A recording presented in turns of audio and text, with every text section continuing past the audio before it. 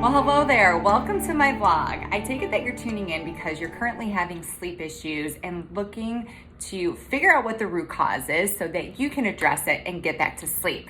Well, there's likely not just one root cause, but today I do want to talk to you about a major factor that I find in a lot of my clients, and that is Candida overgrowth. So if you've never heard of Candida, no worries. Let me explain what it is. So Candida is a pathogenic yeast, and most of us have some Candida in our systems.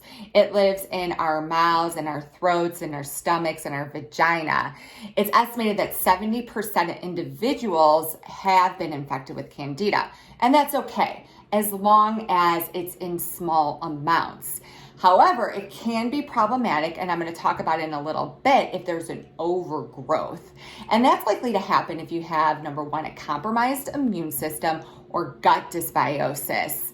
And typically, folks who are chronic insomniacs have some issues with their gut microflora. I have a really good blog that talks all about why gut dysbiosis contributes to sleep issues. I definitely encourage you to watch that after you watch this one. But let me explain a little bit about what that is and what that means. So our stomachs contain a microbiome, which consists of good bacteria, bad bacteria, yeast. There could also be parasites in there and viruses. And the good bacteria, what the good bacteria's job is to keep the bad stuff at bay. And unfortunately, if you're stressed, who's not stressed these days, let's face it, if you've taken antibiotics, I bet you most of us have as children or even as adults, I know I have.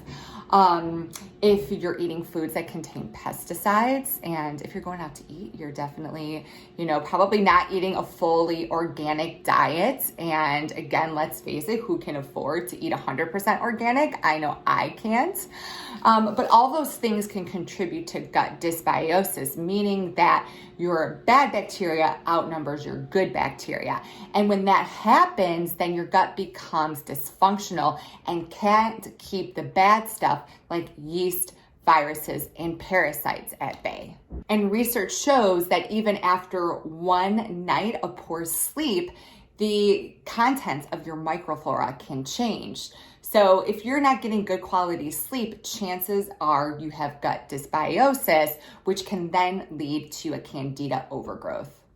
The reason why Candida is problematic is that it releases up to 79 byproducts, including uric acid and acetaldehyde. Acetaldehyde has been known to cause brain fog, headaches, which are two main symptoms of a Candida overgrowth, and it has been identified by the International Foundation for Research on Cancer as a carcinogen. And then you also don't want a lot of uric acid in your system because that can cause joint pain as well as gout.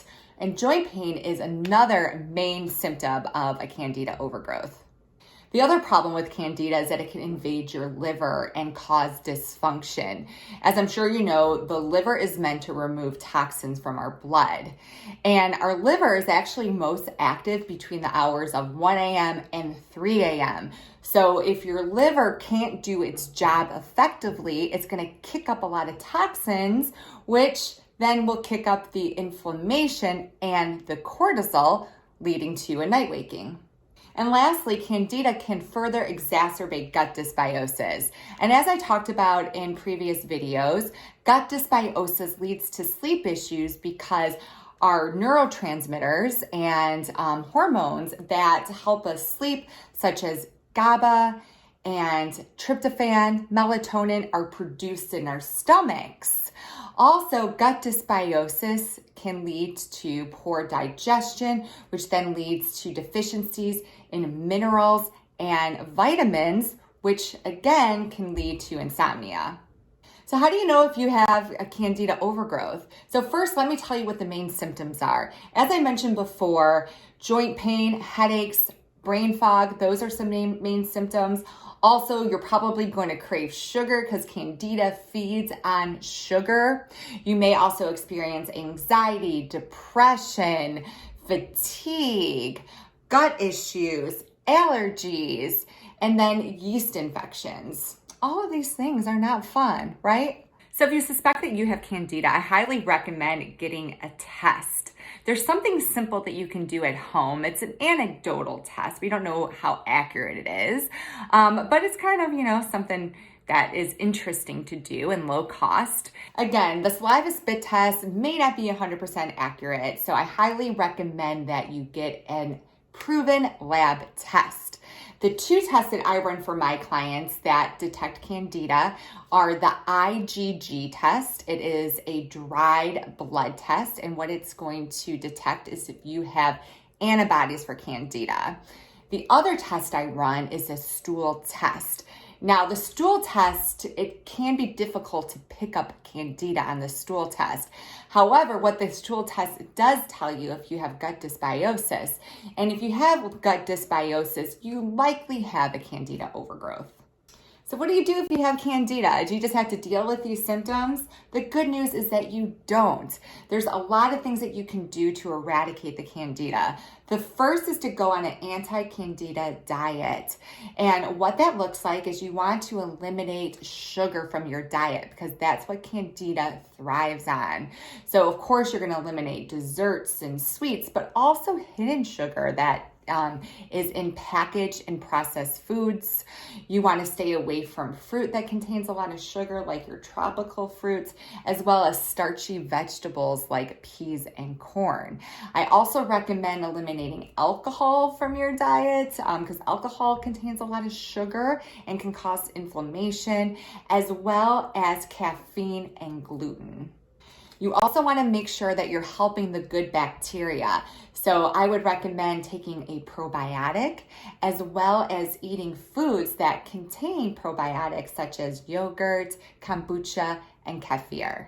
So if you're going to reseed your stomach with probiotics, make sure you also consume enough prebiotics, which are basically fiber. So lots of fruits and veggies. You can also take prebiotics in powder and tablet form. The other thing you can do is take an antifungal. You can either get one prescribed by your doctor or buy an over-the-counter version. So I hope that you found this video helpful. As always, if you're struggling with your sleep, I would love to help you. To learn more about working one-on-one with me, visit my website, Kelly Murray Adult Sleep.